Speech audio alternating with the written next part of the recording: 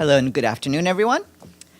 Today we're very pleased to have as my guest Anjali Achrekar, who is the Deputy Executive Director of the Joint United Nations Program on HIV/AIDS, known as UNAIDS.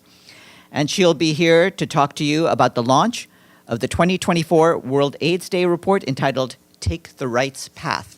So that'll be after I go through today's events. This morning in Cascais, Portugal, the Secretary General addressed the official opening ceremony of the 10th Global Forum of the UN Alliance of Civilizations. The Secretary General said that we see cynical strategies to sow divisions and widen fault lines in societies. We see a groundswell of xenophobia, racism, and intolerance, and he added that social media is being exploited as a powerful weapon. The Secretary General stressed that in these times we need peace. Peace in Ukraine, Gaza, Lebanon, and Sudan. Mr. Guterres stressed that rebuilding trust is our essential task, and this makes the work of the Alliance of Civilizations more important than ever. Following the opening ceremony, the Secretary General attended a session on special reflections on 2 decades of dialogue for humanity, and then a session in memory of Jorge Sampaio, the former president of the Portuguese Republic from 1996 to 2006, who was the first High Representative for the Alliance of Civilizations. In the afternoon, the Secretary General also attended a UN Alliance of Civilizations Ministerial Group of Friends high-level meeting. He emphasized that a strong alliance is more crucial than ever and thanked all for the support to help strengthen foundations for more inclusive, just, and equal societies. As the tide of hatred and intolerance becomes a tsunami, the Secretary General said, we need even more bold voices and bolder action, adding that this is why he's asking countries to dig deeper to help replenish the Alliance's voluntary trust fund. Both remarks were shared with you. Also today, the Secretary General held bilateral meetings with heads of delegations who are attending the forum. Later this afternoon, he will also meet the President of Portugal, Marcelo Rebelo de Sousa.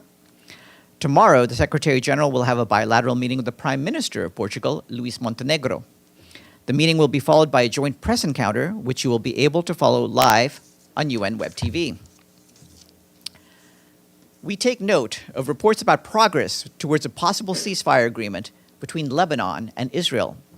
We reiterate that all efforts towards a diplomatic solution to the conflict are to be encouraged, and we urge the parties to seize this opportunity to take steps towards a more stable and secure future. Should an agreement be reached, the Special Coordinator for Lebanon and the UN Interim Force in Lebanon, UNIFIL, stand ready to support its implementation within their respective mandates. Meanwhile, we note with serious concern accounts of heavy bombing by the Israel Defense Forces in southern Lebanon and southern Beirut, with several fatalities reported, as well as continued missile and drone attacks by Hezbollah into Israel, and ground clashes between Hezbollah and the IDF in southern Lebanon. The violence must stop. The Special Coordinator for Lebanon, Janine Hennis-Plasschaert, has wrapped up her travel to Israel. During the past 2 days, she had meetings with key interlocutors and senior officials in Israel, including Foreign Minister Gideon Sa'ar, Minister of Strategic Affairs Ron Dermer, and Minister of Defense Israel Katz. They discussed the need for sustainable solutions anchored in the implementation of Security Council Resolution 1701. On the humanitarian front in Lebanon, the Office for the Coordination for Humanitarian Affairs says that Beirut's southern suburbs experienced massive strikes just minutes after more than 20 displacement orders were issued. Also today, a densely populated area in central Beirut was targeted by airstrikes with no prior warning. These attacks have caused damage, casualties, and further displacement, as many people had previously sought refuge in central Beirut. We once again stress that all parties to the conflict must take all necessary precautions to protect civilians, including those seeking refuge in their homes or in temporary shelters. As of the 24th of November, the International Organization for Migration recorded nearly 900,000 displaced people within Lebanon since October 2023. The World Food Programme reports that many affected people face significant challenges in securing shelter and urgently require adequate housing and essential items to stay warm and safe as the winter months approach. In response, the World Food Programme, together with the Lebanese government and other partners, has reached more than 640,000 people with food or cash assistance in 2024, including around 500,000 people since the 23rd of September. UNICEF, in collaboration with health authorities, has deployed mobile health units to provide urgent medical care and immunizations to displaced families and children. Since the 23rd of September, more than 240,000 people have been reached. This morning, on behalf of the Secretary General, Deputy Secretary General Amina Mohammed delivered his message at today's meeting in observance of the International Day of Solidarity with the Palestinian people. The Secretary General's message asserts that nothing justifies the 7th of October terror attacks by Hamas and the taking of hostages, and nothing justifies the collective punishment of the Palestinian people.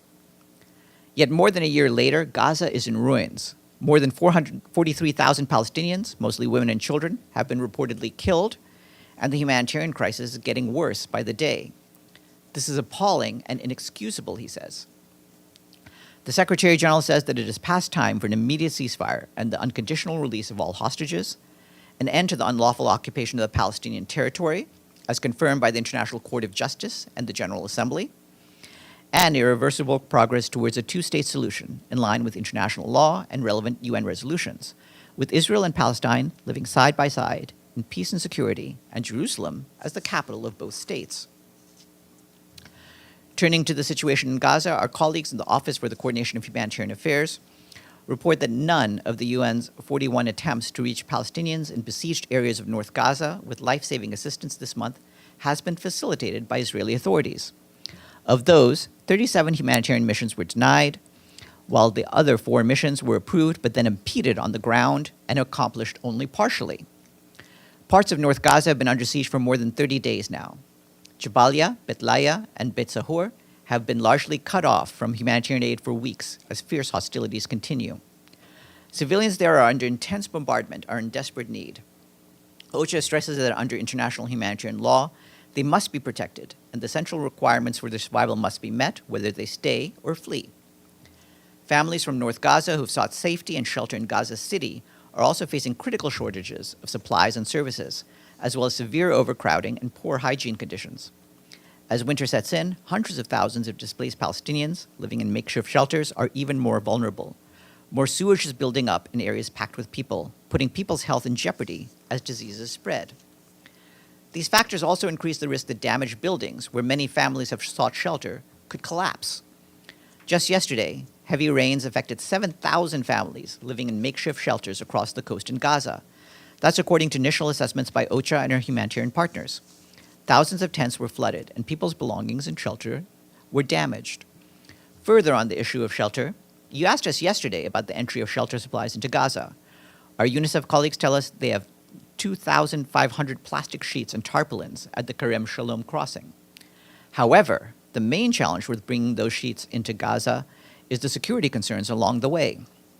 UNICEF is working on pulling these tarps out of Kerem Shalom this week so they can be distributed. All humanitarians in Gaza are facing an extremely difficult situation due to the lack of security and armed looting, which is the reason why we have been consistently asking for more entry points in Gaza and more routes to distribute within the Strip. The UN Relief and Works Agency, UNRWA, has clarified that reports circulating in some media that UNRWA is evacuating its premises in occupied East Jerusalem are grossly inaccurate. UNRWA said that it maintains its operation in the occupied West Bank, including East Jerusalem and in the Gaza Strip, for the benefit of Palestine refugees. The agency will continue to undertake its operations and programs despite increased attempts to actively prevent it from implementing its mandate. Several months ago, UNRWA initiated a review on its presence and outreach from East Jerusalem and around the world. This review determined that it was in the agency's best interest to put steps in place to optimize the effectiveness of several positions.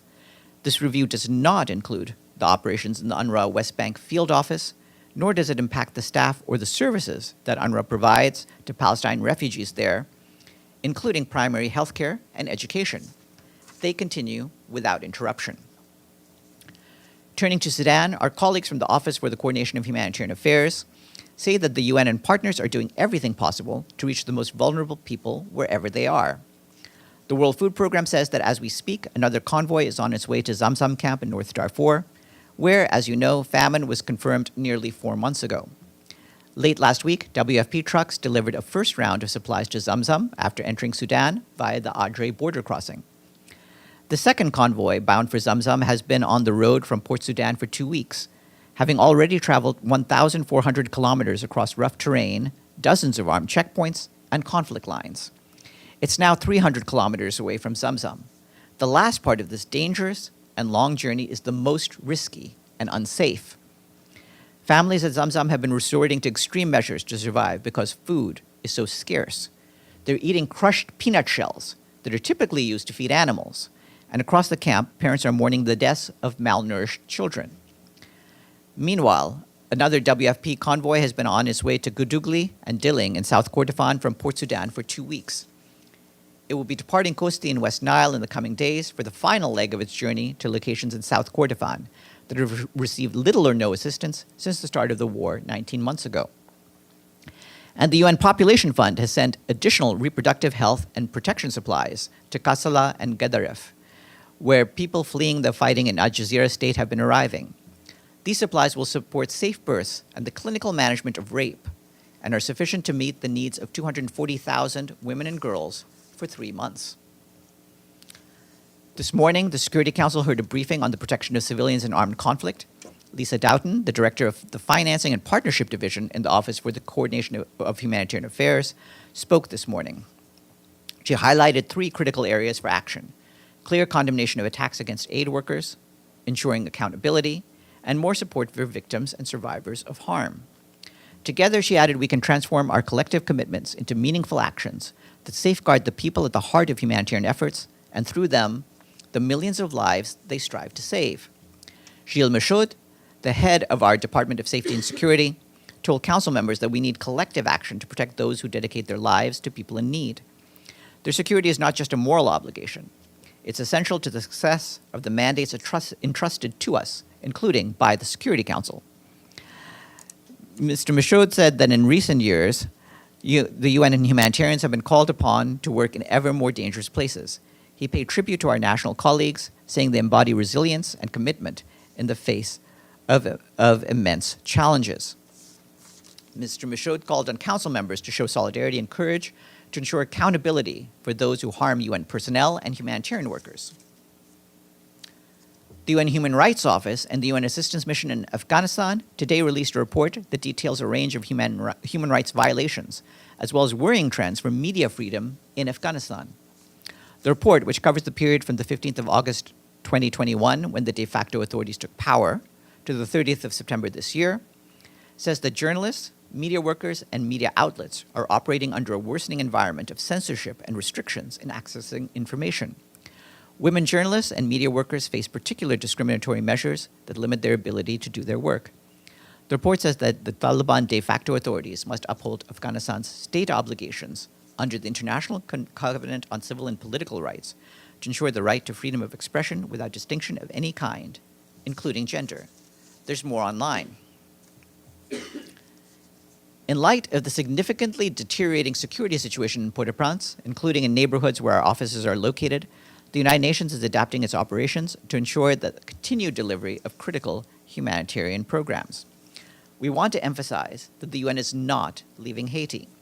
We continue supporting the Haitian people and authorities with critical humanitarian assistance and political support to assist Haitian-led efforts to successfully carry out the political transition. Essential UN personnel from agencies and the UN mission BINU, our political mission, remain in Port-au-Prince to carry out critical activities. The UN continues to deliver programs outside the capital.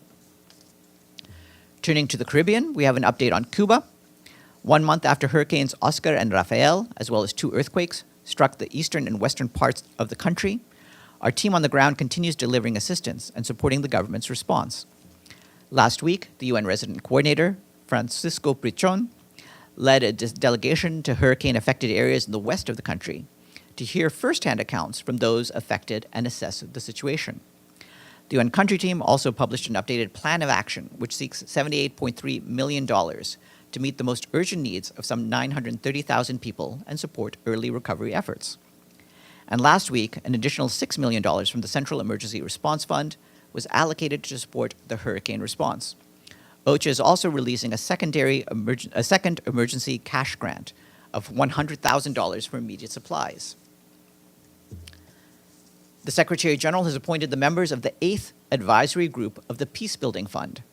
Candidates were nominated by member states, and the 12 members of the group were appointed for a term of 2 years, taking into consideration gender and regional balance.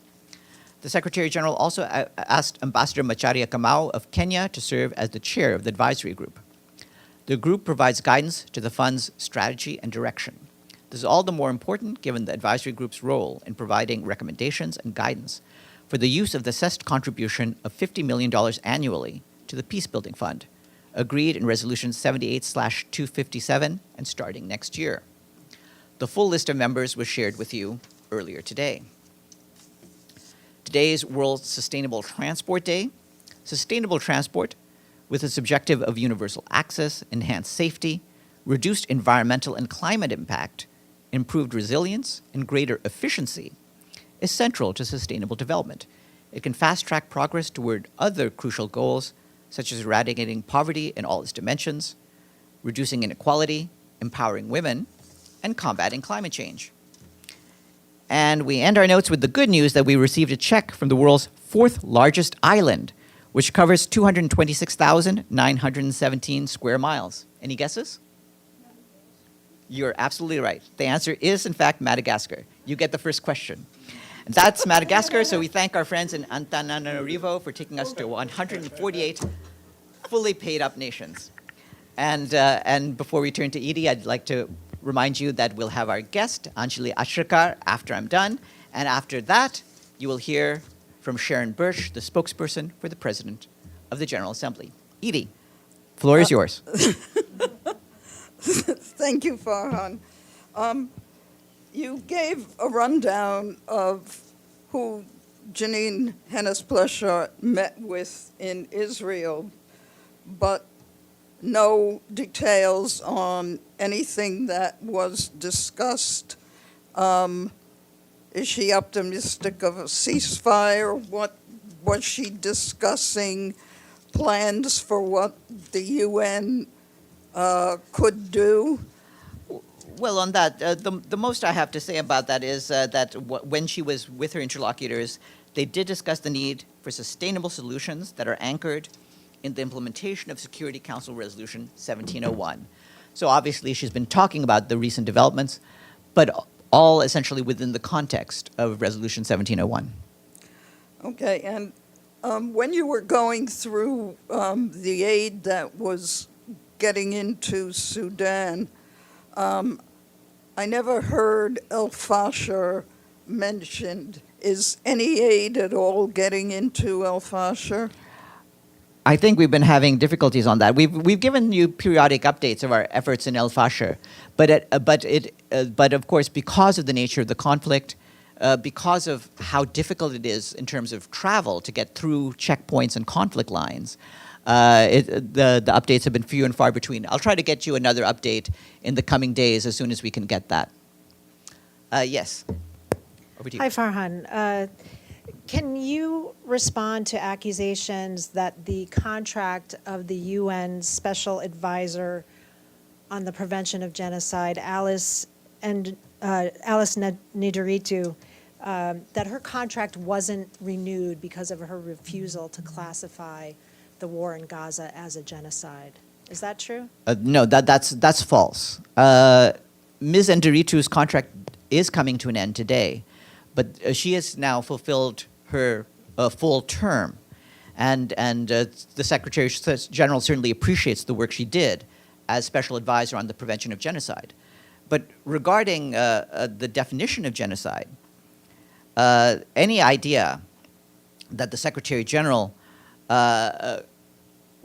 wanted her term to end because of that is just false. For one thing, the Secretary General shares the view that genocide is strictly defined in international law, and any legal determination of genocide, and we've told this to you over and over again from this podium, any determination of whether genocide has happened or not must be done by the appropriate judicial bodies, not by the Secretary General and not by the Special Advisor. And Ms. Nderitu had a prevention mandate, and what she did under that prevention mandate is point out the risk factors for genocide, war crimes, and crimes against humanity, and we appreciated that work. But did she not downplay the situation in Gaza as not living up to those requirements? Was there any pressure to speak more explicitly or to not say that?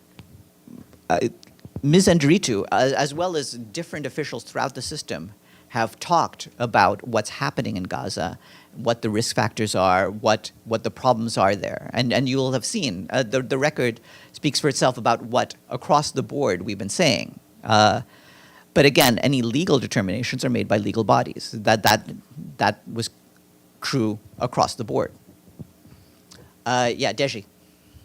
First, UNRWA. You just mentioned their operations in West Bank as well as Gaza. So it's business as usual? Obviously, you've seen the obstructions that we've been facing, but we are continuing with the work that we do. And like I said, the sort of work we do in terms of work for health, work for education will continue. The bills that the Israeli Knesset passed will be effective, I think, within 90 days. Now it's like within 60 days. Do you have any update on what efforts the UN has made to, let's say, postpone it, override it?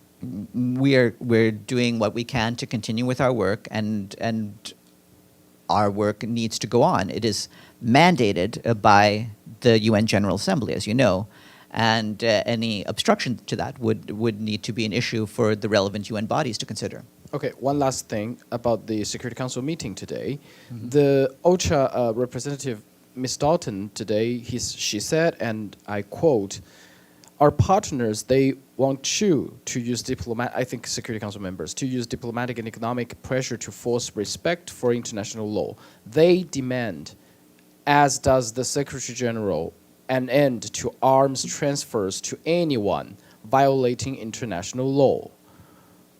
So first, I guess, do you think the behavior of IDF in Gaza is a violation of international law?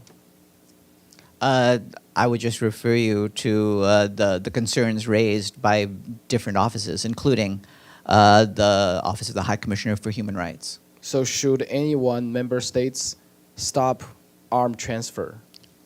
We want to avoid the militarization of all conflicts across the board, and this is something they all need to consider. Dulcie? Yeah, thanks very much. Back to UNRWA and the possibility of it being dismantled. What does the Secretary General have to say as a former High Commissioner for Refugees for 10 years? I have an echo. About the possibility that if UNRWA can no longer deliver its services in Gaza and elsewhere in the occupied Palestinian territories, and then does it fall under the Refugee Convention then, according to Article 1D, that they would then have an elevated status as refugees and the right to return? The mandate of the UN Relief and Works Agency is a mandate created by the General Assembly. Any changes in that mandate would have to go through the General Assembly. But what the Secretary General has said is if UNRWA is not able to go about its work, then as the occupying power, Israel would have to take the responsibility for the care of all of the refugee population. Right, but under the Refugee Convention, it looks like, according to Article 1D, that UNRWA would then fall under the purview of the refugee agency. Again, you're saying that would have to be worked out through the General Assembly? This is a mandate that was created explicitly by the General Assembly. It would be up to them to determine if there's a change to that mandate. Mike Wagenheim online. Farhan, thank you. I wanted to, I guess, rephrase a question from my esteemed colleague there in the briefing room. What went into the decision not to renew the contract of Special Advisor Enderitu? Many officials, it's not unusual for many officials to serve for a term and then go past that. I believe 3 of her 4 predecessors had a single term, and that's true about many other special advisors or special representatives. So that's par for the course. But it's not rare either for others to have that term extended. So I'm trying to figure out the decision-making process and not extending. I mean, it's not a rarity that people get extended. It's not more than 50-50, but it's not a rarity either. So something had to go into that decision-making process to end her term. So what was it? What I'm saying is that this is part of the normal course of events. It happens all the time, and you can look across the board, and look, for example, at the number of terms that the High Commissioners for Human Rights have. All of them have served for one term, and this is true about many senior appointments. So there was no thought process that went into it at all? Is that what you're trying to tell me? That No, it's by default? No, not that there's no thought process. I'm just saying that this is part of the normal order of things. Ibtisam. One last question for you, Farhan, if I can. There was a report in Saudi media today that the UNRWA office in Jerusalem has begun notifying its employees of the impending closure and giving them options for either other employment for UN staff to deploy elsewhere. Can you confirm the veracity of that report? In fact, I don't know whether you're paying attention to the notes I read, but I read a note from UNRWA. So go back to what I read. Just in part, what I said is that they clarified that reports circulating in some media that UNRWA is evacuating its premises in occupied East Jerusalem are grossly inaccurate.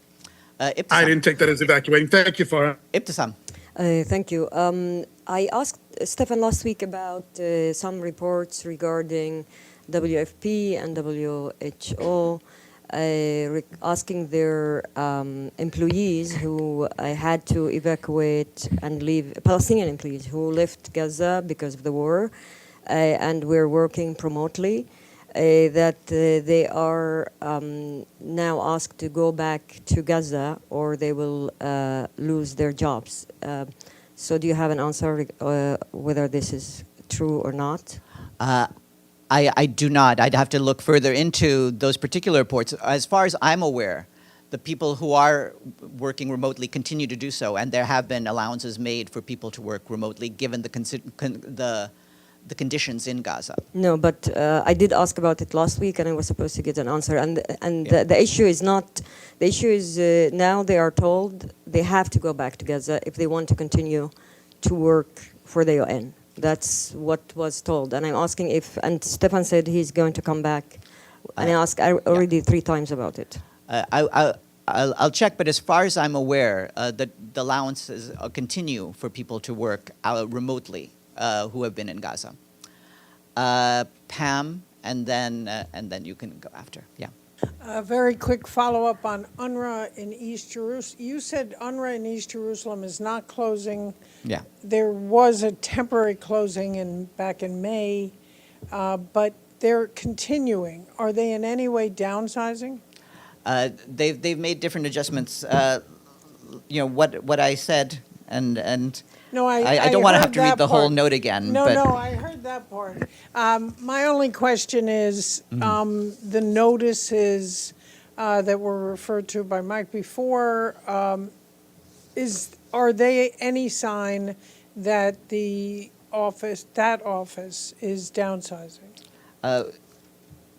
You can talk to UNRWA for further details, but what I've said is that they did initiate a review some months ago about its presence and outreach from East Jerusalem, as well as in other places, and it determined that it was in the agency's best interest to put steps in place to optimize the effectiveness of several positions.